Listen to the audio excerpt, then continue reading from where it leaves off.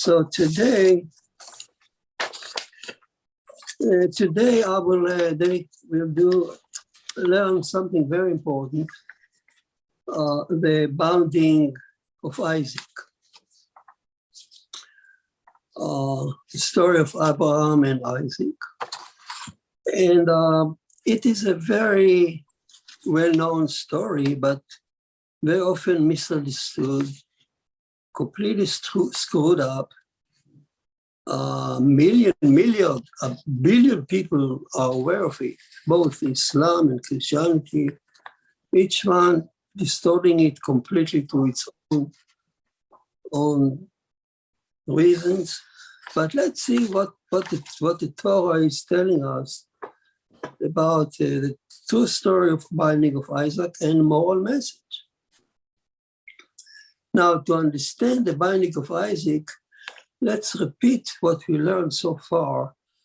And excuse me if I'll repeat today what we learned already, because I want to make us aware of the issue and how Abraham addresses all that. So what have we learned so far about Abraham? As you remember, Abraham grew up in a society which was plagued with severe idolatry, in addition to violation of all the Noah's 7 commandments. In particular, we said, the society was engaged in the first time ever in history in organized theft, like empires invading other nations, grabbing territories, slaves to get wealthy in an easy way, ignoring completely human rights. No human right exists on earth. And Abraham is born to that kind of society, which is about, he was born about, let's say, 1200 BC. And the societies that the scholar described in organized theft started about a few hundred years later, earlier by Gilgamesh, famous Gilgamesh, and the empire that he started. What's special about Abraham, that having been born in such a community, he had to find God on its own. He had no choice. And he did it first, as we said, by simply looking at nature. Important to remember the steps that he took. And he saw nature so beautiful, and he said to himself, well, it cannot be that such a beautiful nature, with colors, and you know, everything so pretty and artistically very appealing. It cannot be that it was made at random. A creator must have had it, have created it. Not only that, but the creator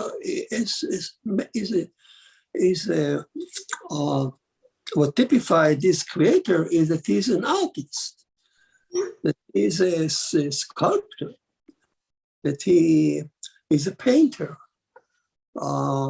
And Abraham was very attracted to that kind of thinking because he himself was an artist, son of an artist. And then he said, wow, if it came to his mind, if so, then this architect or artist, the creator he also owns his art, and he's the owner. And that was a completely new idea. And these two ideas actually separate him apart from everybody else, because you know, many people in history, like Einstein and other scientists, it's very common the people who engage in physical theories, even today, when they study nature and the natural laws and mathematics and physics, they always come to the conclusion that so much wisdom here There must be intelligence, the intelligent creator, that it cannot come on its own. Some intelligent did all that. It's not at random. That's very common perception by the scientists, but it's like relatively rare to come to that conclusion from the point of view of art, to look at art, at the beauty of nature and say, wow, the nature is so beautiful that it must have an artist that did it. And that Abraham came from that point, that point of view. And now he also, another thing that's special about him, that he said, the recognition that he is an owner. And that by itself look very weird at this time, even today. No other religion, not Muslim, not Islam, not Christianity, even today, even speak about God as an owner. It's not even, they're not even aware of it. Whereas in Judaism, in the Torah, it's a basic principle. The whole Talmud is based on that. So he's an owner. He's not a redeemer. He's not just a judge in the end of time, Armageddon. He is the owner of the world. And that made Abraham separate from any other people before and after. And having said that, if he came to the conclusion, which was very relevant to his time, having grown in such a society plagued with theft and empire and slavery, that he felt in his sensitive heart, he felt that something is wrong here. Here he came to the conclusion that said, if everything belonged to God, then stealing and abduction and organized theft is not only a crime against the social order, it's a religious dictum, it's a crime against God ownership. And that's what the third thing that set him apart from any other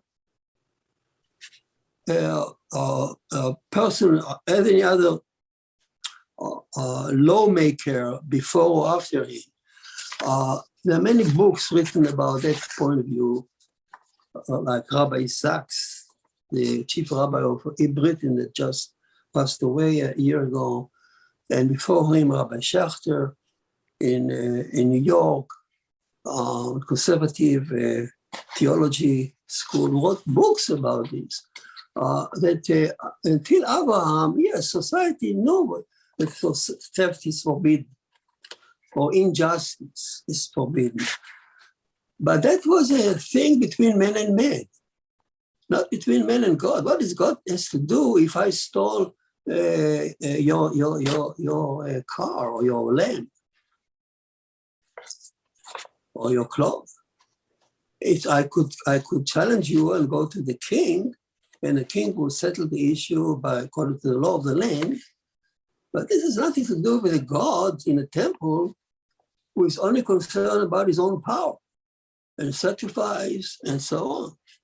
So deities were completely removed from that issue of theft and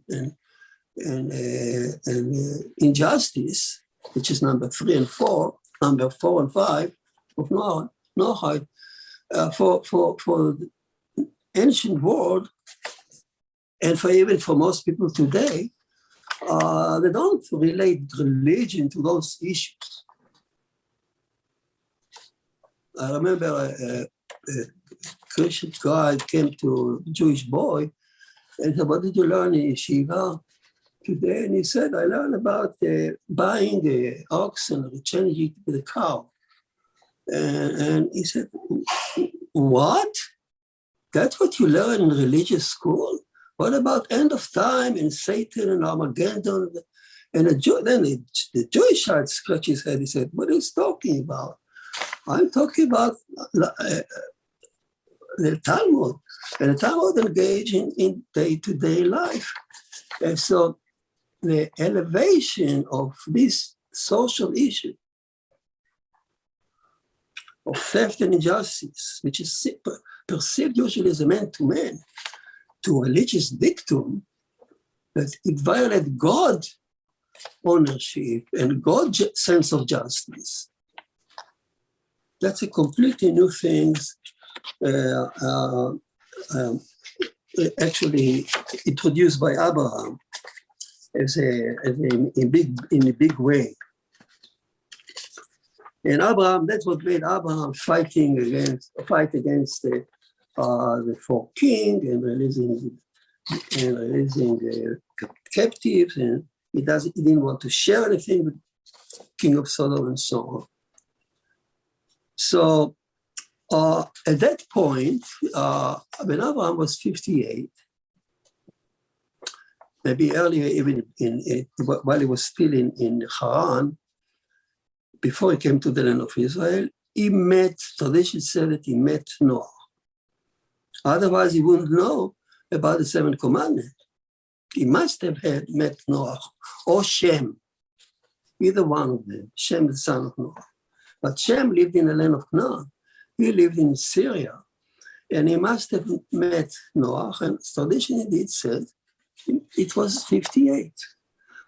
And that meeting changed his life and actually consolidated his faith forever. For it changed his life because Noah actually now saw that the guy is serious. And he taught him about, taught him everything he knew. No, before he would pass away. He was about to pass away. And he taught him about creation, Genesis, Hashem Elohim, the first time Abraham heard the name. And the Sabbath, the whole story of the Sabbath, and the sixth-day creation. And he told him about the idolatry. He told him about Adam and Eve in Eden getting the sixth commandment. He told him all the six of them. And he told Abraham, I can imagine, he told him also about sin in Eden, the concept of marriage, and adultery that introduced in Eden, as we learn. Before that, Abraham didn't know it as a law. For him, it was a new thing. And he told him about the story of Cain and Abel, the murder, and then, of course, a flood, and the rainbow covenant, which is based completely on the bloodshed law, as we learn. And Noah probably told him also about the seventh command, number 7, that he got to that point in the rainbow covenant. And he must have told him, my seventh commandment actually came, which means do not eat blood or a limb torn from a living animal. Do not consume it. So it means do not be cruel. And control your heart and stay away from bloodshed. That's the number 7 means. And so number 7 supports number 3. So we have the basic 6, and Noah told him, I got my 7 as a support to my life struggle against bloodshed. And here we come to a very important rule that I cannot overemphasize. Any law that God gave to mankind after the 6th commandment, after the 6th of Eden, they don't stand on their own. All of them, including the entire book of Exodus and all the laws that Israel got from the beginning of the end, all of them are introduced only to support the basic 6. You can take each one of them, of the law, 613 laws of Israel, and you can trace them to Adam 6. For instance, take Noah's number 7, and you see that not eating blood or not drinking blood, and a living torn from a living animal, doesn't mean anything unless you know that there is a bloodshed law. And Noah was concerned about the cruelty of our heart, and he didn't want to reproduce anymore. God says, I will help you. I'll give you number 7.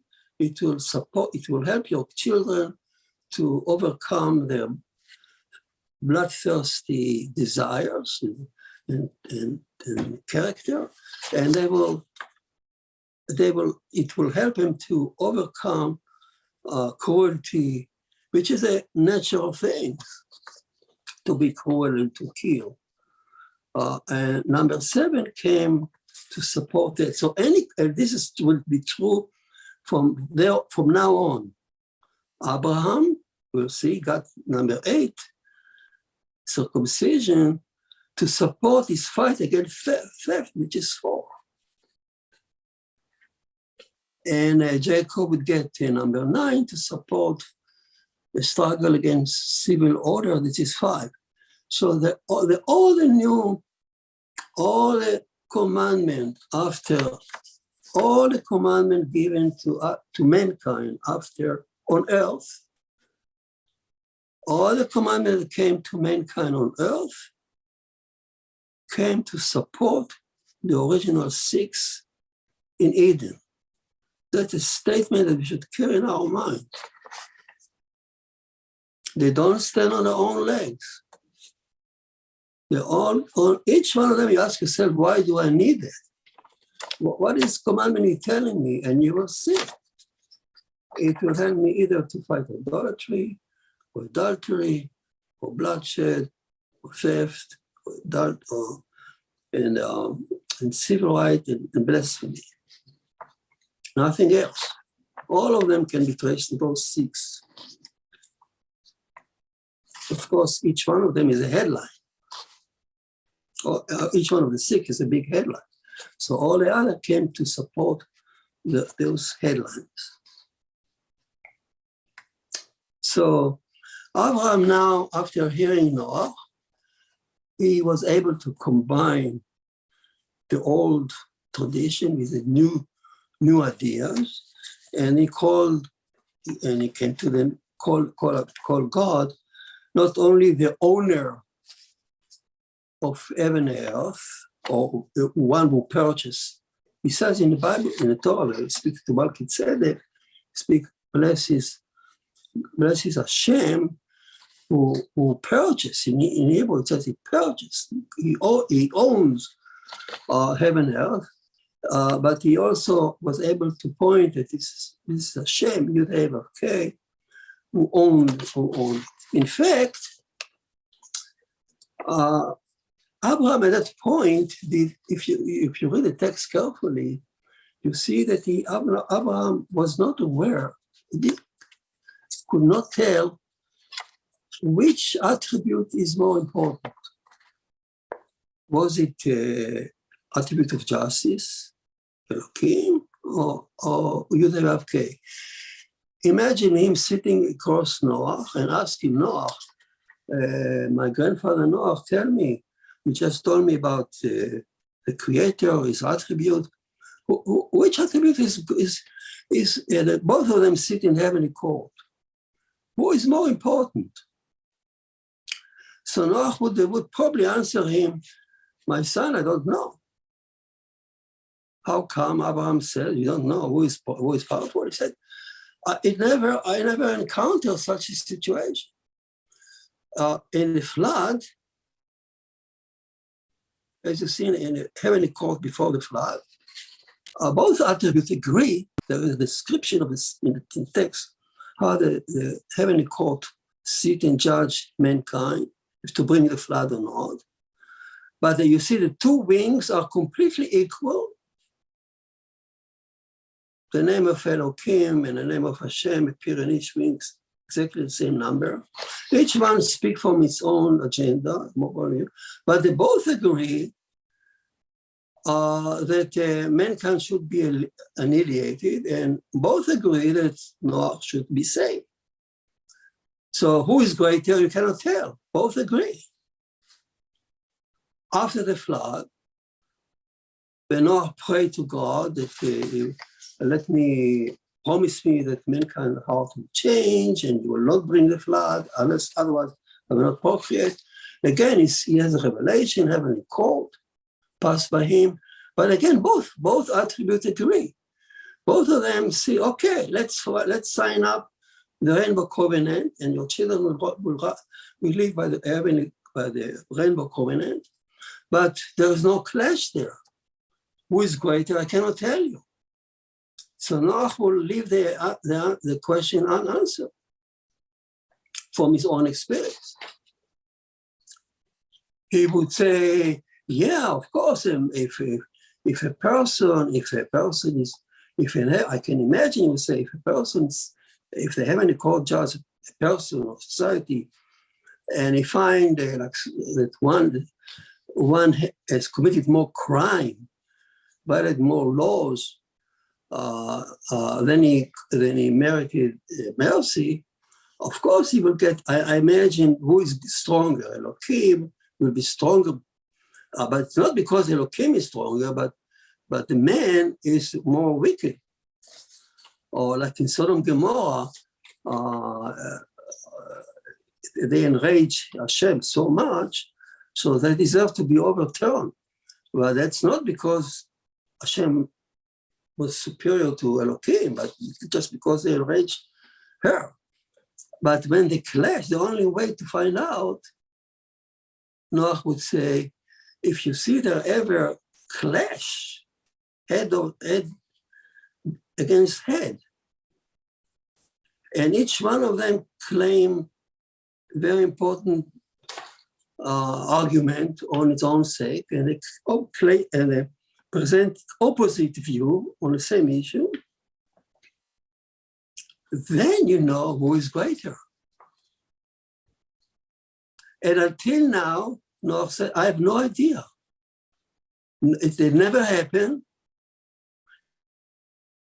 It never happened. I never saw any case in history until now that there was a head-to-head clash between mercy and judgment. There was always a reason why the heavenly court will decide this way or other way, but not because one attribute override the other.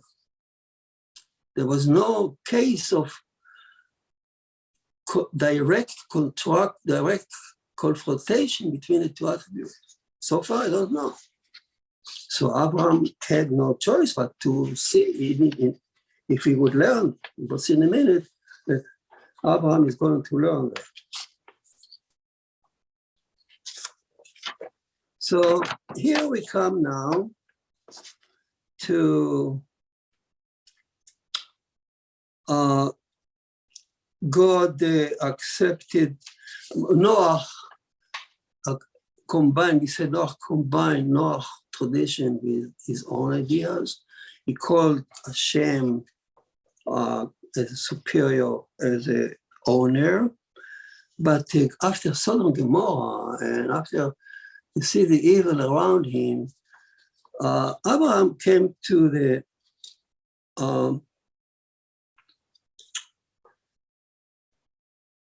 but before that, Abraham came to the idea that it's not enough to mankind to believe that Hashem owns everything. It won't stop people from doing evil. You see, I can believe that King of England is a very important person, and I adore Elizabeth, Queen Elizabeth, but she will not change my own life. So I need, only if I accept God's kingship on me, ownership on me, if I understand that can change life. That's what Abraham, after looking, the Torah says after all these things happened, after those tribulations he saw and confronted, Abraham came to the idea, he said, no, Hashem is not only an owner of, I need to teach people that Hashem is not owner of the heaven and earth. but is my personal owner. You see, scientists can even believe in God as a creator. This is the wisdom of God in nature. Will it stop the scientists from sleeping with the next door neighbor? No. Even if you believe that that creator somehow judge mankind in general, would it stop that scientists from doing the same thing? No. Unless a person accepts it on his own, then there is a chance that people take it seriously. So Abraham then announced or start to teach the idea, a new idea. Of all the new ideas is already introduced, now there's a new idea that God is my personal master, owner, Adonai. Adonai here will mean my master, mean my owner, my landlord. In English it says Lord, but it's not Lord of the royal house in London. It's my landlord here. He owns my house and he owns me. He's my owner. So the Lord is not such a good translation. My master, my owner would be more precise. And since he's me, and since he owns you, and he's on her, and he's on him, everyone should understand that we are all subject, they are his property, and we need to listen to what he tells us, what he commands us. Command us not as a king, but as an owner. It's much closer to me, much more serious. The king sit there in a palace somewhere, but the master is in my house. He watches me every day, what I do. So the commandment is from my Lord, my master. And we need to take it more seriously than just general belief in God, the order of the heaven and the earth, which most people will forget in a minute. If you are aware that he'll be watching you day by day, because you need to do his work, and otherwise there are some consequences, you will be careful. So introduce a new name, Adonai. Now, introducing a new name in religion is not such a simple thing. It has to be approved by God, and God indeed accepted. Not only that, Hashem reveals himself as a heavenly court. Now, again, the heavenly court that we spoke about, Hashem and Elohim, both of them passed by Abraham, and each attribute says something about circumcision. So the first speaks YHVH, and she says, go, and I want your heart to be completely mine. Subject your heart to my love to you. Accept, love me and I will love you. That's what she speaks. Then Elohim, as she finished, Elohim passed, exactly like it was Mount Moriah after the flood. Then all that is in chapter 15. And then Elohim passed and said, you know what?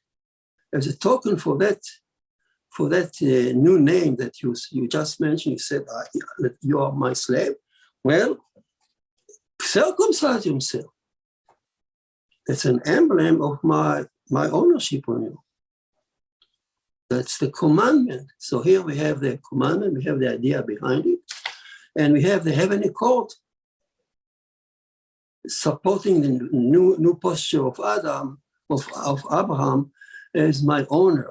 So now, in addition to the old concept of Adam Eve from Eden of God as a creator, as a king, and the attributes. Now we have the honor of the universe and honor of me, my Lord. Well, that is a progressive religion concept. How our religion evolved, and it's supported by the cautious step from the heavenly court. And he also gave name to rename Abraham as Abraham. He had H to as a signature for the new posture of Abraham as a slave of God. Remember, if I'm a slave of God, I'm not a slave to anything else, not to idols, and not to mankind, not to any man, not to any party, not to anyone. It's a great honor to be a slave to God. So it looks like at this point, well, what else can Adam can learn? Or reach the apex of his religion. He introduced so many new things. And so it looked like he got a new son, Isaac, at the age of 100, was wealthy, respected.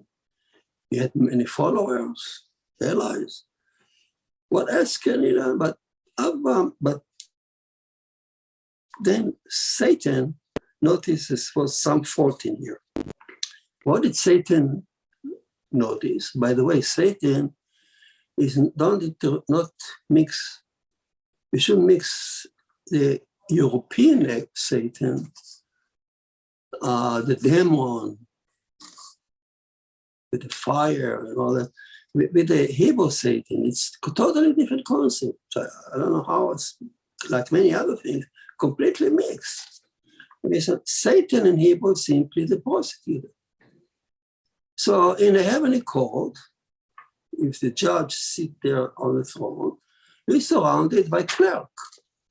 And one clerk is scribe, one clerk tells the history, and when he judges somebody, there's a prosecutor, there's a defense. The prosecutor is a Satan. In Hebrew, to speak Sitna, a word of Satan, is simply to tell the truth in a negative way.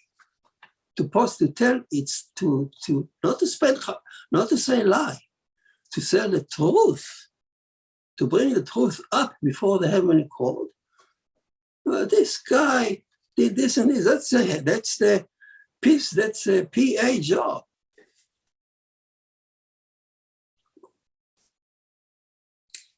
The prosecutor of the district, how we call it, prosecutor of mankind, prosecutor of this particular man. That's Satan. So never mix Satan in the Bible in the Hebrew Bible than with other Bible. And I know this in the past, I had so many people got angry at me when I said that. How could it be? I remember people leaving the room when I said that, in anger. This guy, what is he talking about? It's like explosion. I couldn't believe it. But that's the fact. What I can say, Satan can be a baby-faced angel, white-winged, and his job is to say the negative thing. That's all. And he said the truth. And what did he say? He says, Midrash written much before Christianity. 300, I think at least 300 years before Constantine. So this Midrash, which was written, because the tradition came before that. So Satan stood up before the heavenly court and said to Elohim, you're always associated with the judge, with Elohim. And he says, my king, what about this guy, Abraham? You gave him so much. You did so many miracles for him. Did he do anything in return? Look at him. He walked around on the land. preaching about the mercy here, merciful YHVH. He set up altars. He set up hospitals and kitchen, and treat the poor people free and for free. He's full of mercy and compassion. What about judging? What about doing something for you? We never see him preaching the law. And he doesn't do anything for you. Does he err? Maybe is tilted towards worshiping mercy and leaving you behind. Look at him.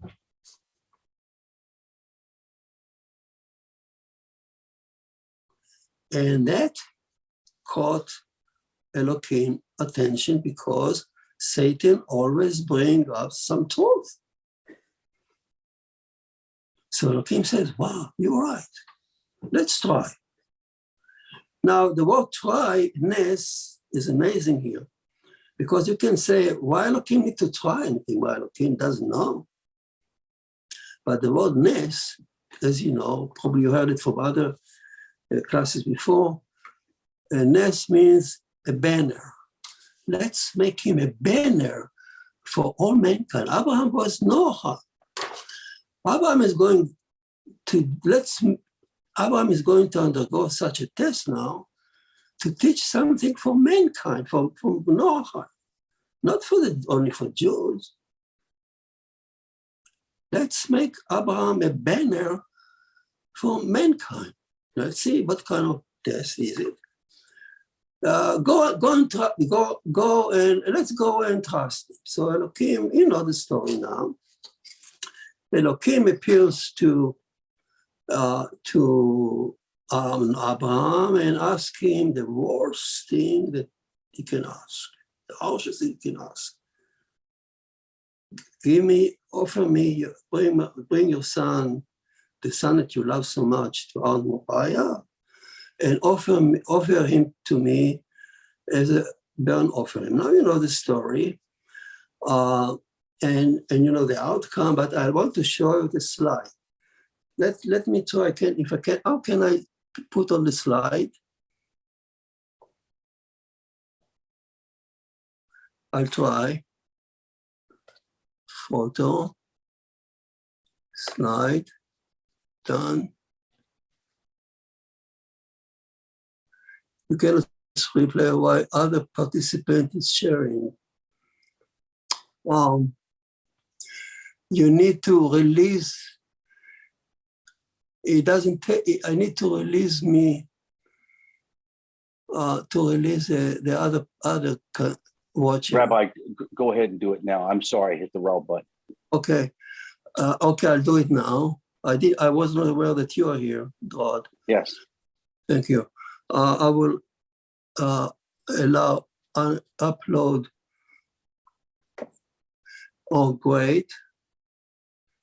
And I will also put as a background. Wow, here we are. Behind me is a text. It's a large text, so you may not read it, but the point I want to say, this is what the Torah described here. It's simply the text that I put some colors in it. And I divided into two colors simply to make you aware that it has two different attributes speaking. Many people are not aware of it.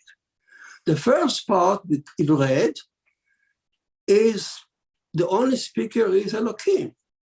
Elohim speaks to Abraham, take your son and bring him to the Mount Moriah. And Abraham came up and woke up, and he took his son and the two servants, and he went to the place that Elohim has showed him. So how many times the name of Elohim it's repeated? 5 times. How many times the name of Abraham appears here in the red section? 9 times. Elohim 5, Abraham 9. No Yud Hey Vav changes until they got to Mount Moriah. Down here, the line, And when Abraham tied Isaac asked him, where is the offering? Abraham said, oh, Elohim will show up. Then when Isaac probably understand what's going on, he allowed Abraham to take care of him, put him on there. What a scene. I cannot imagine that scene. And he put him on the altar, and he raised his knife to slaughter Isaac, his son that he gave birth at the age of 100, the only hope he had, just because Elohim told him. Especially for Abraham, it was hard, because we know that his heart was kind. He was full of compassion. Now he's about to kill his son because God told him, not God, Elohim, the attribute. At that point, Abraham is frozen. And because then here comes the blue part, the second half of the story, where Elohim name is almost, beside one point, it's always Elohim disappear, and it's overtaken by YHVH. From here on, the angel of El Hashem came to him, Abraham, don't touch the boy. Who speaks that? The angel of YHVH, who is against Satan. Satan is the angel of Elohim. Here is the angel of Hashem shouting, Abraham, don't touch the boy. How many times in the blue part, remember the blue part is YHVH only, Yud He Vav Ke. How many times? 5 times. In exact symmetry, Elohim here is 5, here is 5. How many times Abraham name appear? 9 times. So Abraham appear here 9 times, Abraham appear here 9 times, which means Abraham is completely frozen. He hear one attribute saying that, the other attribute saying the opposite. Here the clash. Remember what Noach told him. As long as they don't clash, I don't know who is greater. They never clash in the open. Here, they are directly clashed with the opposite opinion. Elohim says, slaughter him. Elohim didn't stop. The rule is Elohim never recant or never recede or never regress from his. Once Elohim says something, you never take it back. No such thing exists. So Elohim here never stopped. The law, the cry of Elohim, the command of Elohim was still ringing in his ear. Slaughter him. But there is now a new voice overriding it from YHVH. That's the exact opposite, head to head. Don't touch the boy. Clash in the open, head to head, who is greater? Oh, here we have what we are looking for. Who is greater? Elohim, the creator. You watch the heaven and earth, and you see him everywhere. You learn science. You see his fingerprint in science. You're an artist. You see his fingerprint in the beauty of nature. You watch History Channel report about history, creation. You see Elohim's story exactly there. He's everywhere. Should I listen to him? Or should I listen to some attribute that's not even existing here? It's only in my heart. I'm the only creature that can actually feel her. To whom should Abraham listen? Who is his master? Adonai. Okay, that's the question. Until now, I think it's in one of the, until now, it's in the text. I don't know where it is there, I can tell you, but when he asked Hashem, he said, what can you tell me? What can you give me? I go barren and I have no child. There he addressed both of them as Adonai because he couldn't tell which one is greater. But now he's facing, he cannot say both of you, I agree to both of you because they both each one said the opposite. He needs to know which one to follow. No such chapter exists in the entire Bible, not before and not after. You will never, never, never see the two attributes clashing in the open in full force as they do here with such a stark, precise, open clash. Slaughtering, don't touch it. To whom should Abraham listen? And here came the rabbis and said, oh, you don't understand. He said, listen to what prompted Abraham to choose one way or the other. Look at this line here. It's the third line after in Hashem's words. He said, when the angel of Hashem spoke to him, he says, Abraham, don't touch the boy, because now I know that you fear Elohim. What a statement. It is not between two different gods. It is not a clash between two opposing attributes, you know. She likes Abraham. She said, I like you because you listen to him.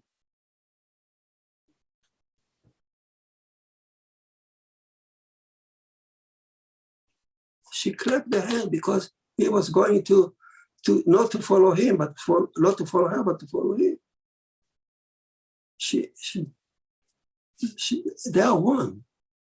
In fact, there is a secret here, not a secret, it is opposite. That even Elohim is just manifestation of the mercy that actually override everything. We already talked about it. I like you because you listen to Elohim. That was enough for Abraham. In that case, you are my Adonai. I listen to you. You are my master. And from here on, the name of Adonai is attached to YHVH, never to Elohim. In the previous chapter there, he addressed both of them as Adonai. From now on and forever, including in our synagogue, Adonai we say only when we want to address YHVH. We never replace the name of Elohim. Never. The reader will say, you see the name of Elohim, you say Adonai. It's not right. The crowd will shout. What do they say? The text says YHVH. The reader will say Adonai. My master. Accept him, mercy, as my master, not because mercy push away judgment as abrogated law. Oh, mercy is here. From now on, we don't need to address the law. We don't. The law is passé. It's gone. The New Testament, New Covenant, because Elohim is out. Mercy is here. Mercy is all around.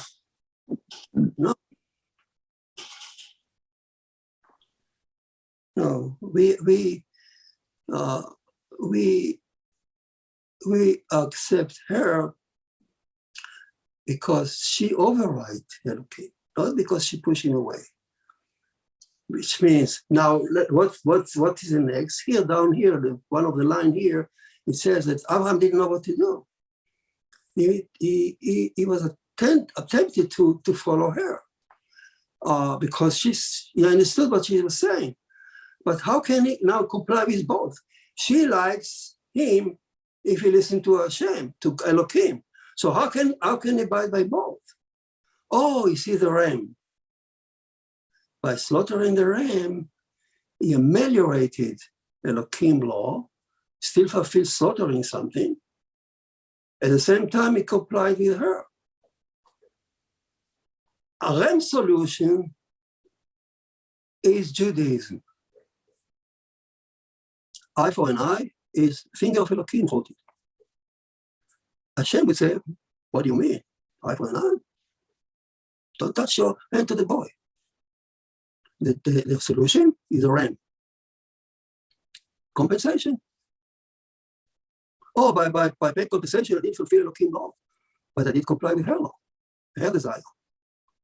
The ram solution is Judaism, and it's not Judaism. It's not for the Jews. Abraham is a banner. I make you a banner for all mankind. Abraham is a Noachide. Who said it is a Jew? The Rambam is describing him as a Noachide. Yeah, Noachide who had to keep 8 commandments. Still Noachide. At that point, potentially, all Noachide could have still be under that law of circumcision we talk about. Potentially, it was still relevant to all Noachide. And that too is very relevant to all Noachide. Abraham is a banner for all mankind by abiding by loving mercy or following her, at the same time, sticking to the king law with all his heart. Theft, idolatry, just the law, in particular, in minuta. And if Elohim law is too harsh, oh, we know that's a Talmud. The whole Talmud is that ram solution is the Talmud. What did this is foolish, maybe our class? What did the high priest say when he entered the Holy of Holies on Yom Kippur? Did he say, save us from our enemies? Save us from Rome? Did he say, give us money? Did he say, give me the heaven to come? Give me the next day, the Sabbath? He didn't say that. One famous prayer. Rabbi Shmuel, the Kohen Gadol, the high priest, he said, when I entered the Holy of Holies, I said, God, my Lord, let your mercy overcome your anger. Like Abraham. He stood there, his own mercy overcame his ruthlessly. He wanted to kill his son ruthlessly. The same way that he said, the same way that Abraham overcame his Elohim to follow your desire, your mercy, let your mercy overcome your anger. This is our Lord. So this story here is the base of the prayer of high praise and holy instinct. And I don't know stories about it. I don't want to overload you. So here is the story of Akedah and the solution, which means, of course, it banned all human sacrifice. That's first understood.